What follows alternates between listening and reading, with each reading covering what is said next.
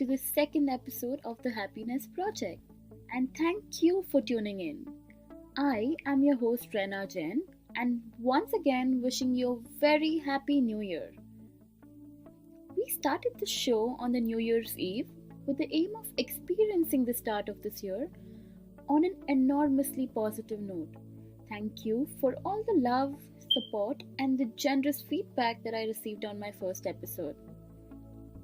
As summarized in the last episode, today we are going to talk about how you can shape your life simply by shaping your thoughts.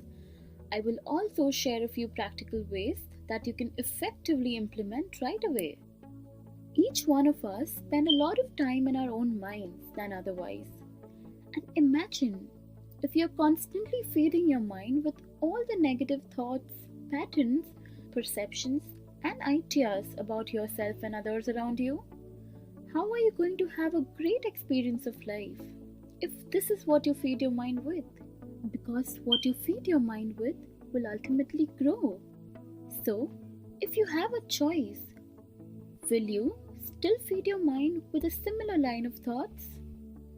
If you knew how what you hold in your mind will manifest tremendously, will you yet again choose a fixated thought process? I am sure the answer is no, because no one really enjoys being in that state, right? Thoughts are an incessant part of our being, consciously and unconsciously. Every thought that we think has immense power into making us who we are.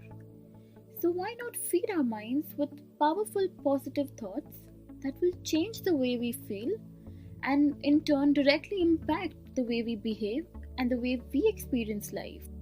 Most of us struggle to stay happy, and it's predominantly because either we are constantly living in the past or worried about our future, which ultimately leads to anxiety.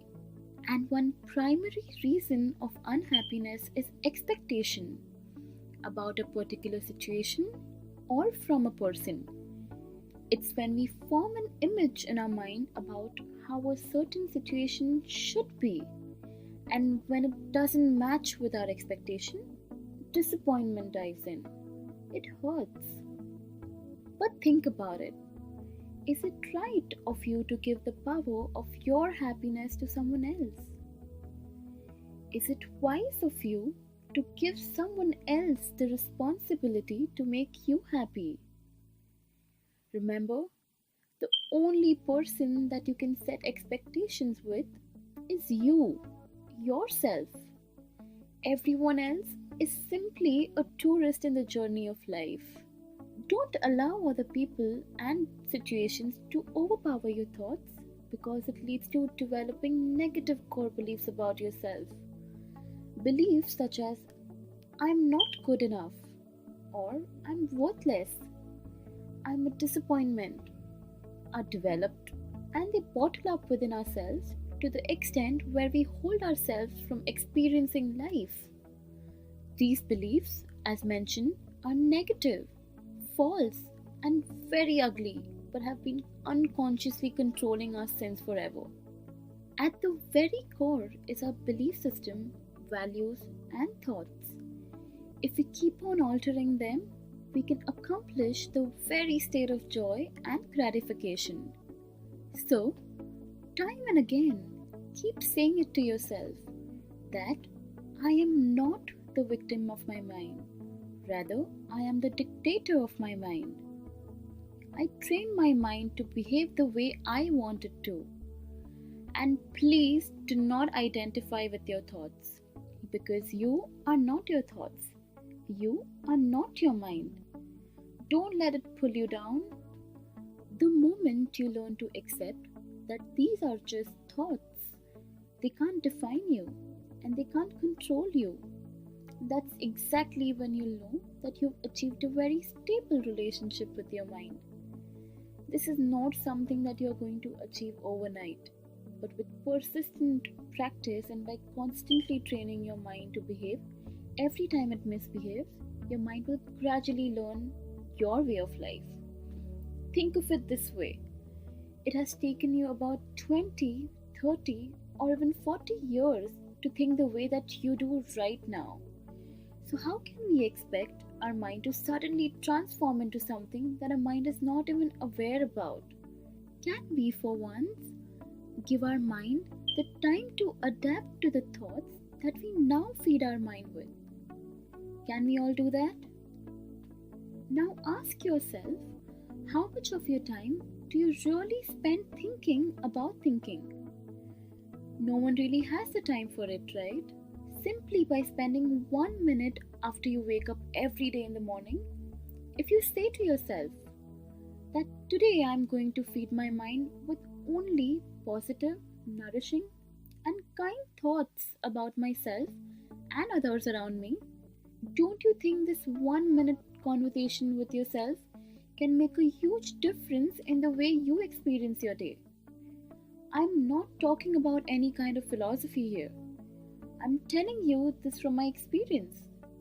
Because once you train your mind to simply think good, feel good, and behave good, your mind knows no other way. Again, ask yourself, do I have a choice here? Of course you do. Is it possible for you to spare 1 minute of your day on yourself? Of course you can. If you're thinking, I'm too busy or I don't need to do this is how I am, and I'm okay with the way I am, you wouldn't be listening to this episode right now. You are here because you have a choice, right? And you choose to listen to this episode. Once we come in terms with our own way of life, we will become very conscious with our actions towards other people. Sometimes we don't realize how our own mindset and negative approach can make it very difficult for other people to endure around us. We might be very rigid in the way that we are. But don't you think we are all constantly growing, evolving? So, do you think there is space for growth? Think about how our actions hurt others. Every day, we interact to at least 10 people. Have you ever thought how intentionally or unintentionally we say or do things that hurt others around us? How many of us, after having known this, attempt to simply be empathetic? Is it that difficult to say, I understand? Is it that difficult to say thank you or I am sorry? Everyone is going through a set of experiences in their lives, positive or negative. Why make it all the more difficult for them to live? Imagine by saying something very kind to someone, it can have a long lasting impact on them. Will you today help yourself and others around you to experience a positive journey? Everyone has a purpose in life. Mine is to give, to love, and to change as many lives as possible on this planet. What's yours? Think about it. What is your purpose? What are you living for? What do you wake up to every day in the morning? This is your life. How do you want to experience it? And when you have an answer, inculcate it deep within your soul and try to be so in every tiny way possible. And just imagine each and every one of us is simply wanting the best for ourselves and everyone around us. What a better world would it be, right?